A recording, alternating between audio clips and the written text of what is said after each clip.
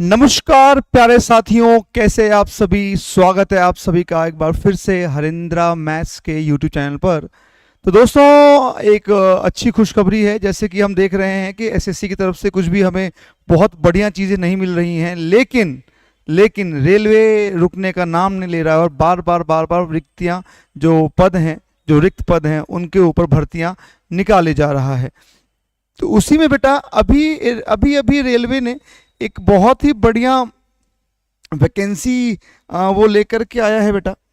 बहुत ही बढ़िया, इसका नाम है सेक्शन कंट्रोलर भर्ती। बेटा सेक्शन कंट्रोलर क्या है? सेक्शन कंट्रोलर जैसे ये रेलवे की जो टाइमिंग्स हैं ट्रेन्स की, उसकी देखरेख करना, यात्रियों की जो सुरक्षा है उसकी देखरेख करना, ये सारी जिम्मेदारी जो होती है वो सेक्शन कंट्रोलर ऑफिसर की होती है और वही ये सारा का सारा खेल करता है। तो मैं अभी बस आपको बताऊंगा कि कुल रिक्तियां कितनी है, उसके लिए क्या एलिजिबिलिटी है, कार्य क्या है, वेतन क्या है, आयु सीमा क्या है, ये सब मैं अभी के अभी आपको बता दूंगा। देखिए दोस्तों, सबसे पहले जो कुल पद है बेटा वो कितनी है? वो है 368। क्या है बेटा? 368। और जो आपका एडवर्टीजमेंट नंबर है वो है CEN042025। ठीक है। आवेदन जो है बेटा 15 सितंबर से 14 अक्टूबर 2025, यानी 15 सितंबर 2025 से लेकर के 14 अक्टूबर 2025 तक आप इस फॉर्म को बेटा भर सकते हैं।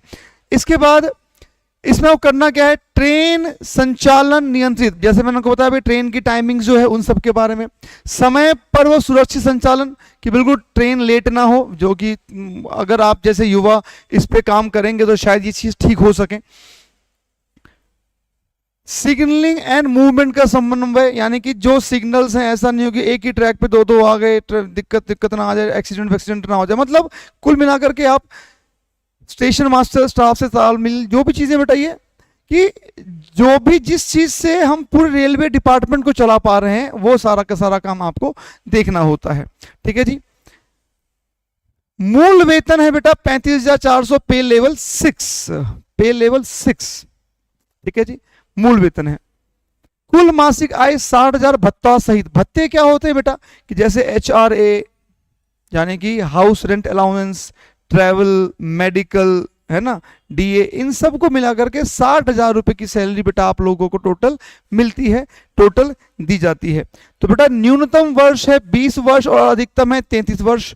ओबीसी में आपको 3 साल का फायदा मिलेगा और अगर आप शेड्यूल कास्ट या शेड्यूल ट्राइब से हैं बेटा तो आपको 5 साल की छूट मिलेगी। यानी कि जो शेड्यूल कास्ट या शेड्यूल ट्राइब हैं वो 33 + 5 38 साल तक वो फॉर्म भर सकते हैं, और ओबीसी वाले जो अपने हैं भैया वो 33 + 3 यानी कि 36 साल तक मैक्सिमम जो है वो फॉर्म भर सकते हैं।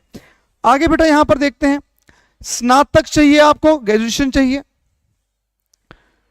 मान्यता प्राप्त विश्वविद्यालय से भारतीय नागरिक आप होना चाहिए। शुल्क जो है जनरल और ओबीसी की है वो 500 रुपए है, और कोई भी शेड्यूल ट्राइब या शेड्यूल ट्राइब या कोई महिला फॉर्म भर, चाहे वो जनरली क्यों ना हो, उसकी जो बेटा फॉर्म है वो 250 रुपए की है। तो ये आपका पूरा का पूरा एक मैंने आपको बताया कि आप इस फॉर्म को कैसे कैसे भर सकते हैं। लास्ट में मैं एक बार ब्रीफ में बेटा आपको फिर से सब कुछ समझा देता हूँ। इसके बाद देखो, इसमें जो आपका बेटा एग्जाम होगा वो 2 चरणों में होगा। CBT 1 CBT 2 ऑनलाइन परीक्षा होगी। पहला आपका काम होगा 2 टेस्ट पेपर निकालोगे, जो आपका कंप्यूटर बेस्ड टेस्ट होगा जिसे हम ऑब्जेक्टिव टेस्ट कहते हैं। उसके बाद बेटा दस्तावेज सत्यापन, यानी कि जो आपका डॉक्यूमेंट है उसको वेरीफाई किया जाएगा।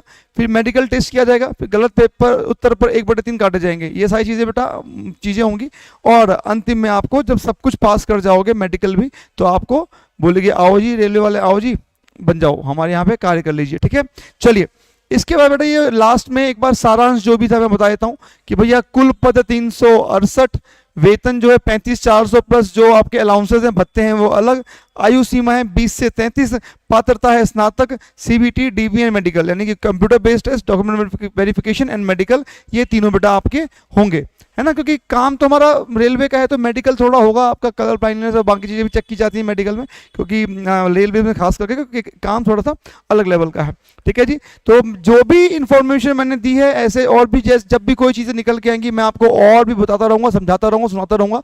मुझे दीजिए इजाज़त। जय हिंद, जय भारत।